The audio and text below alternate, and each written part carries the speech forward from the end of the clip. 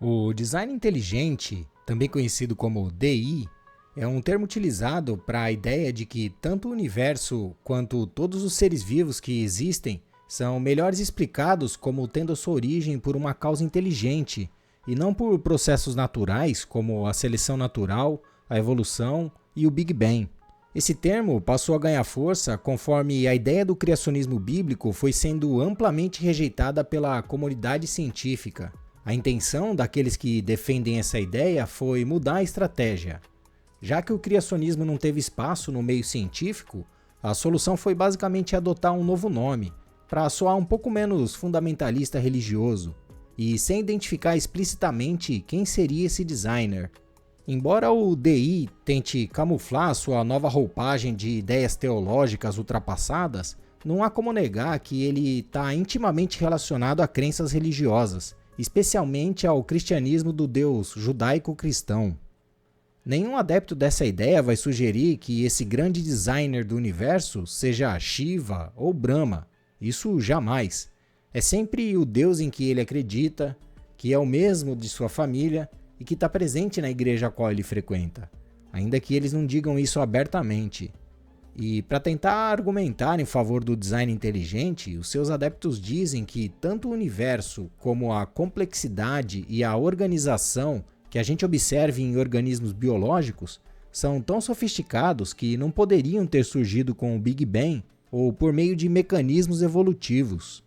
Ou seja, negam uma grande parte da ciência, apesar de todas as evidências conhecidas até hoje e que eu também vou falar aqui. Mas enquanto essas crenças se mantiverem apenas dentro das quatro paredes dos templos religiosos, não há grandes problemas para a nossa sociedade como um todo. O problema surge quando algumas autoridades tentam defender que essa ideia deveria ser incluída na grade curricular dos nossos alunos, como uma alternativa à teoria da evolução. Aí a coisa começa a ficar complicada. Isso era o que queria o presidente da CAPES em 2020, o Sr. Benedito Guimarães Aguiar Neto, para os estudantes das escolas brasileiras.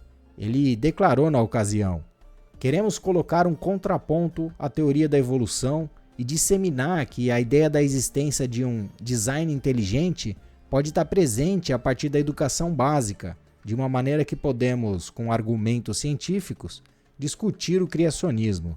Veja a que ponto chegou o Brasil de 2020. Para a gente ter uma ideia de como a comunidade científica reage aos adeptos do design inteligente, o presidente da Sociedade Brasileira do Design Inteligente, o Sr. Marcos Eberlin, que é formado em Química e também é muito conhecido na internet, ainda que seja por seus memes, está na iminência de ser destituído da Academia Brasileira de Ciências. Recentemente, durante o lançamento do livro A Evolução é Fato, os membros da academia falaram sobre o assunto. Vamos ver o que eles disseram. Eu queria fazer um comentário aqui, porque eu achei muito interessante o que você falou no final. Eu sou assessor de comunicação aqui da academia, e me dói muito quando eu vejo no podcast, em podcast dessas coisas grandes, que quando vai vamos falar o nome, né? O Eberlin vai e é apresentado como membro da academia. Bom dia. Inclusive, há uma carta que foi enviada por vários componentes da academia uns anos atrás, acho que tem alguns aqui que assinaram, sobre essa questão desse professor, do Eberlin, do uso, né, da academia para essa má divulgação. Fico feliz de saber, Paulo. Eu dei a entender isso na minha fala inicial, né? Eu não queria entrar no nome, mas já que está sendo colocado, um dos motivos desse livro é a nossa resposta para a sociedade. Então, e se vocês olharem daquela carta, a gente colocou no site da academia qual é a posição da academia. E quando a gente criou o código de ética, o mesmo acontece também na americana. Também tem criacionistas dentro da... Os caras estão em tudo, né? Infelizmente. Agora, por outro lado, eu acho que deveriam estar cobrando também as agências de fomento que financiam a pesquisa dele. E a CAPES tem, como área de ciência, eu votei contra, Luiz também, mas perdemos. Religião, lembra disso? Tinha um nome lá, eu não lembro agora. E mais, Eles criaram no Mackenzie o Instituto do Design Inteligente e é financiado. Tá, só resumindo, o livro é uma resposta para a sociedade, para a mídia, do que a academia pensa sobre evolução. Bom, e é consciência. Muito obrigado. Quem se interessar pelo livro, eu vou deixar o link direto do site da academia para você baixar. É tudo gratuito e vale muito a pena ter esse conhecimento. O que acontece é que o Sr. Eberlin já há muito tempo propaga ideias anticientíficas na internet. Para ele, o universo e a Terra têm cerca de 6.000 anos. Os dinossauros conviveram com os seres humanos até pouco tempo atrás, e ele também defende que a teoria da evolução está errada. Bom, parece lógico que os membros da academia não queiram aliar a instituição tão nobre e de credibilidade tão grande a um defensor de pseudociências na internet. Bom, agora eu vou mostrar os 2 principais argumentos que os defensores do DI usam para tentar dar algum ar científico às suas crenças e como a ciência refuta essas ideias. Começando pelo princípio antrópico. Esse argumento é usado para sugerir que o universo é ajustado de maneira muito precisa para permitir a vida. A distância exata a que a Terra se encontra do Sol, até a forma como as moléculas interagem entre si para dar origem à vida, ou a exatidão com que as constantes são ajustadas para permitir a nossa existência. Na perspectiva do design inteligente, interpreta o princípio antrópico como uma prova de um design intencional, elaborado por uma mente criadora. Os defensores dessa visão argumentam que o ajuste exato das constantes cosmológicas não podem ser fruto do acaso, o que sugere que o universo teria sido configurado propositalmente de maneira que permitisse a existência da vida. Talvez isso possa soar convincente à primeira vista, já que muitas pessoas simpatizam com a ideia de serem o foco do universo. Mas quando a gente olha a Terra no conceito cósmico, é inegável a nossa insignificância frente à vastidão colossal do universo. Essa é uma foto da Terra tirada em 1990 pela sonda Voyager 1, de uma distância de mais de 6 bilhões de quilômetros, como parte de uma série de imagens do Sistema Solar. Nela, o tamanho aparente da Terra é menor do que um pixel. O planeta parece como um pequeno ponto na imensidão do espaço, no meio de um raio solar captado pela lente da câmera. Essa foto ficou conhecida como o pálido ponto azul. Bom, talvez você esteja se sentindo um pouco menos especial agora. O DI, basicamente, inverte a situação. Na verdade, o que acontece é que nós existimos porque o universo é como é, e não o universo é como é porque nós existimos. O próprio Stephen Hawking, no seu livro Uma Breve História do Tempo, abordou o princípio antrópico ao falar sobre a origem e a formação do universo. Ele disse: "Vemos o universo tal como é porque nós próprios existimos." Em outras palavras, se o universo não fosse como é, nós não existiríamos e, por consequência, não faz sentido perguntar como é que existimos. Assim, com as observações astronômicas, o que a cosmologia moderna nos mostra é que a Terra é um ponto minúsculo frente a um universo aparentemente sem fim. Existem bilhões de galáxias, cada uma delas com bilhões ou trilhões de estrelas, que por sua vez têm bilhões ou trilhões de planetas. Então, não somos o centro do universo e ainda há uma grande possibilidade de existir outras formas de vida por aí. Outro argumento utilizado pelos defensores do design inteligente é a complexidade irredutível. Esse argumento diz que certos sistemas biológicos são tão complexos que não poderiam ter evoluído gradualmente por meio de pequenas modificações sucessivas, porque suas partes dependem uma das outras. Se uma parte fosse removida, todo o sistema deixaria de funcionar.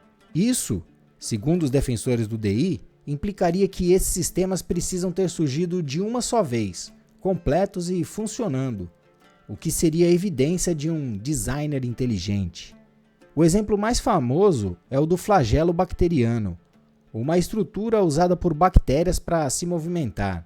Esse flagelo é descrito como um motor biológico composto por várias partes complexas, como proteínas específicas, que, segundo a ideia do DI, não poderiam ter sido formadas de maneira gradual. Se qualquer uma dessas partes estivessem ausente, o flagelo não funcionaria. Portanto, para esse pessoal, o flagelo bacteriano é um exemplo de um sistema de complexidade irredutível, o que implicaria a necessidade de uma criação intencional. A refutação científica para esse argumento é a seguinte: várias pesquisas mostram que muitas de suas partes são semelhantes a outras estruturas bacterianas mais simples, que é usado por algumas bactérias para injetar toxinas em células hospedeiras. Isso sugere que o flagelo poderia ter evoluído a partir de um sistema mais simples, que já tinha outra função, desmontando o argumento de que todas as partes precisariam aparecer ao mesmo tempo. A ciência também demonstrou que, ao contrário do que propõe a complexidade irredutível, partes de um sistema podem evoluir de forma independente ou em estágios simplificados e, com o tempo, se tornarem mais complexas. Sistemas que hoje parecem irredutíveis podem ter tido funções parcialmente eficazes e em formas mais simples. Outros exemplos também são usados para o argumento da complexidade irredutível, como o sistema de coagulação do sangue e o olho humano. A ideia central é a mesma: são sistemas tão dependentes entre si que, na visão dos defensores do DI, não poderiam ter evoluído de forma gradual, porque qualquer estágio intermediário não teria utilidade ou funcionalidade. O sistema de coagulação sanguínea, descrito como irredutível, foi estudado e se descobriu que muitos dos seus componentes podem ter evoluído de proteínas mais simples e com funções diferentes. São os processos de duplicação gênica e neofuncionalização.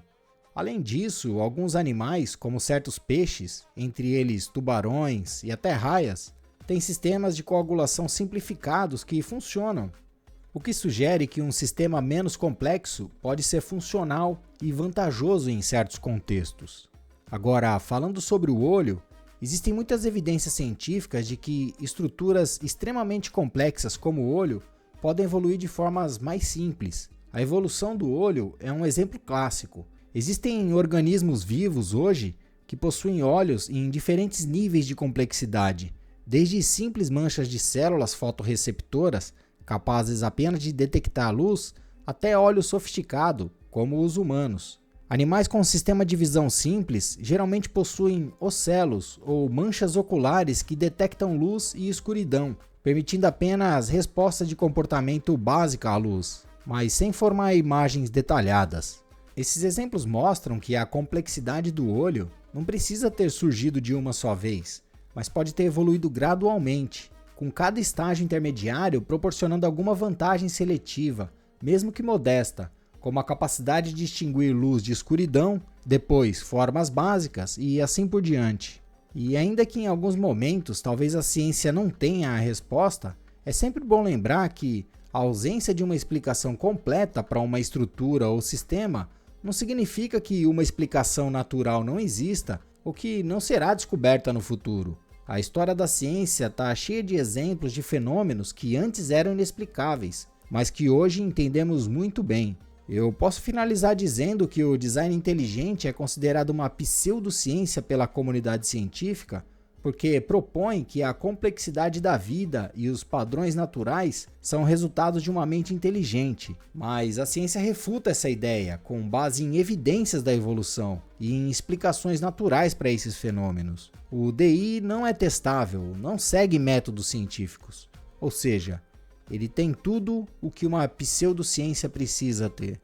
Obrigado por ter assistido e até o próximo vídeo.